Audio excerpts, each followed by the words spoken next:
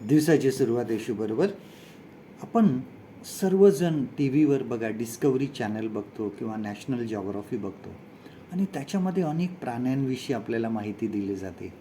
कधीकधी एखादा प्राणी ते घेतात, म्हणजे सिंह घेतात किंवा वाघ घेतात किंवा इतर प्राणी घेतात आणि त्यांचं पूर्ण दिवसाचं जीवनक्रम किंवा त्यांचं पूर्ण जीवनक्रम अगदी जन्मल्यापासून तर ते चित्रित केलं जातं आणि वेगळी आपल्याला माहिती मिळत जाते ह्या 2 चॅनलमधून, जी आपण कधी पाहिलेली नसते किंवा ऐकलेली नसते. त्यामध्ये एक माहिती देण्यात आली होती, ती म्हणजे सील माशाविषयी. सील मासा जो असतो हा खूप प्रचंड असतो. त्याची लांबी आहे ती जवळजवळ 16 फूट असते आणि त्याचं वजन जे असतं हे 3 टन असतं. परंतु तो नेहमी पडून राहिलेला असतो, झोपलेला असतो, बिलकुल हालचाल करत नाही. ज्यावेळेस त्याला खाण्याची इच्छा होते त्यावेळेस तो पाण्यामध्ये जातो. इतर वेळेस ज्यावेळेस त्याची पिल्लं देण्याची जे काळ असतो त्या काळामध्ये तो काहीच खात नाही.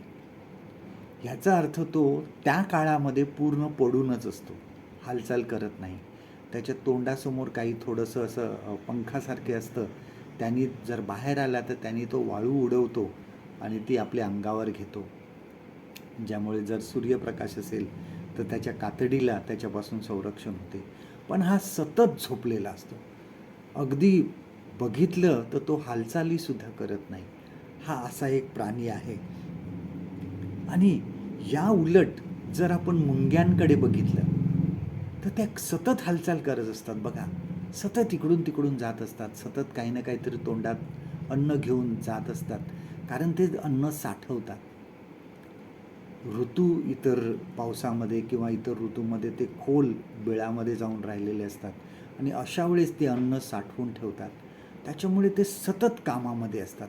आपण मुंग्यांकडे जर असं बघितलं तर बघा, पवित्र शास्त्रामध्ये सुद्धा आपण नीतिसूत्रामध्ये वाचतो की मुंगीविषयी नीतिसूत्रामध्ये लिहिलेलं आहे.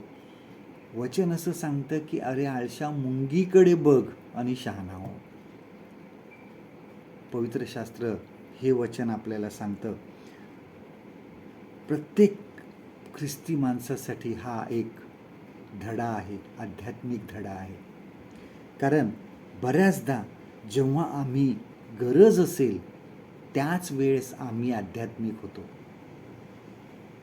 त्याच वेळेस आम्ही आमचं धार्मिकपणा आमचा पुढे येतो. तो धार्मिकपणा ख्रिस्ती मनुष्य जेव्हा गरज असेल तेव्हाच हा धार्मिकपणा त्याच्यामध्ये येतो. ह्या सील माशासारखं इतर वेळेस आपण नेहमी झोपलेलो असतो किंवा आपण कुठलीही हालचाल आध्यात्मिकरित्या करत नाही. ख्रिस्तासाठी कार्य करण्याची हीच वेळ आहे. आज करू, उद्या करू, नंतर करू, प्लॅनिंग करू, ह्या गोष्टी आध्यात्मिक जीवनामध्ये चालत नाही. आजच वेळ आहे, आज आम्हाला काम करायचं आहे, आजच आम्हाला देवाचं काम पुढे नेण्याचं आहे. मुंगीचा मार्ग समोर ठेवा, सील माशाचा आदर्श समोर ठेवू नका. आजचं देवाचं वचन आपल्यासाठी हे आहे. नीतिसूत्र ह्याचा 6वा अध्याय 6वं वचन, प्रोव्हर्ब्स चॅप्टर 6 and verse 6. अरे आळशा, मुंगीकडे जा, तिचे वर्तन पाहून शहाणा हो. परमेश्वर करो आजचा दिवस तुमचा आशीर्वादित करो.